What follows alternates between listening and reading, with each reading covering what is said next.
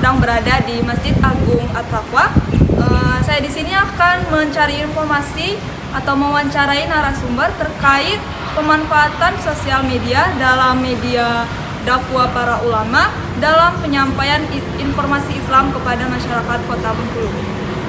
Baik pemirsa, saya sekarang sedang bersama Bapak Sulaiman. Kebetulan beliau ini sering menjadi imam di Masjid Agung At-Taqwa ini.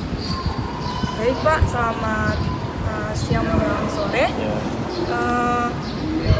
Apa kabarnya untuk hari ini Pak? Alhamdulillah baik. Baiklah Pak, di sini kan saya ingin menanyakan beberapa hal terkait itu peran sosial media dalam dakwah untuk menyebarkan informasi kepada masyarakat.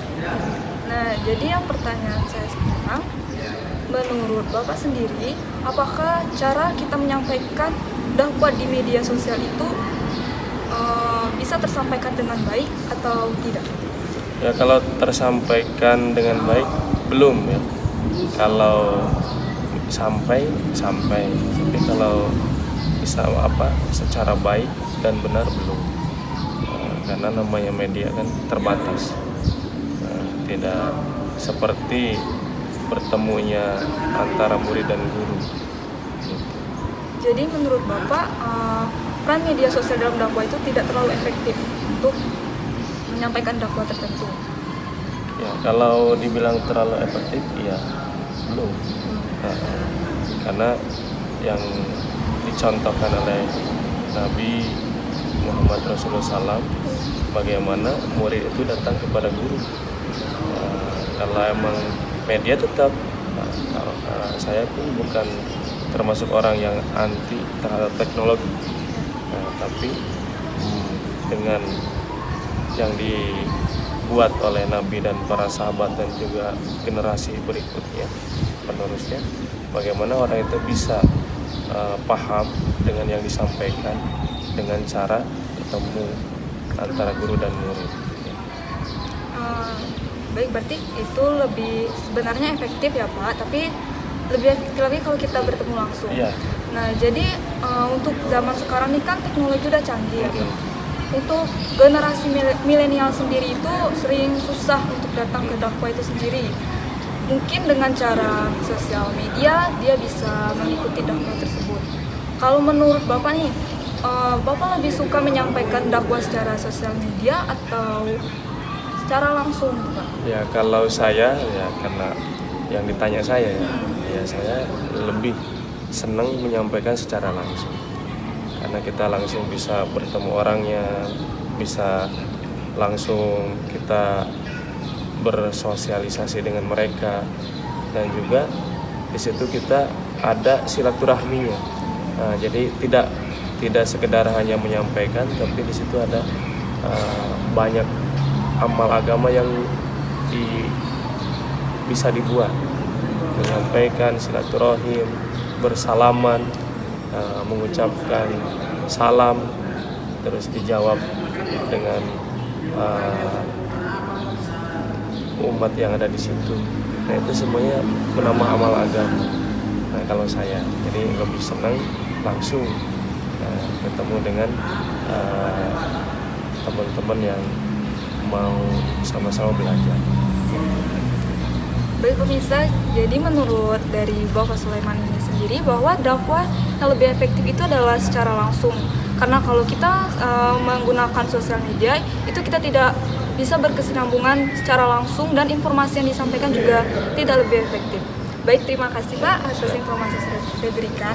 Baik pemirsa, saya sekarang sedang bersama Bapak Ali. Kebetulan beliau juga termasuk imam dari Masjid Agung At-Taqwa Kota Bengkulu. Baik Pak, apa kabarnya? Alhamdulillah saya sehat. Begini Pak, saya ingin beberapa pertanyaan untuk Bapak tentang peran sosial media dalam dakwah untuk menyebarkan informasi kepada masyarakat. Jadi menurut Bapak, apakah pandangan Bapak terhadap dakwah di dalam sosial media itu efektif atau tidak? Ya kalau menurut saya efektif, karena memang masanya Ya, sekarang lebih digandrungi kalangan milenial ini kan media sosial. Jadi kita jadikan sarana media sosial itu untuk menyebarkan kebaikan-kebaikan. Jadi kalau kebaikan-kebaikan kita sebarkan di media sosial, maka insya Allah kebaikan itu pun akan terrealisasi sama masyarakat, apalagi khususnya pemuda. Tapi sebaliknya kalau keburukan-keburukan kemaksiatan yang disebarluaskan, maka keburukan dan kemaksiatan pun yang akan banyak terjadi di lapangan. Ya. Jadi menurut Bapak tindakan tersebut efektif Efektif. dan sangat membantu ya? Ya, kita jangan kecil hati ketika ada orang itu ibadah jangan dipamerkan, bukan, kita niat syiar.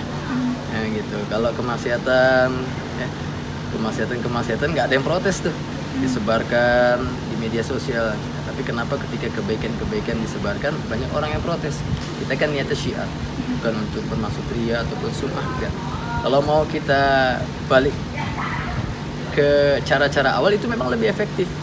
Sampai Imam Malik rahmatullahi alaihi katakan lan yusli akhiru hadhil ummah illa masla awwaluha, tidak ada cara untuk memperbaiki keadaan umat di akhir zaman kecuali pakai cara awal.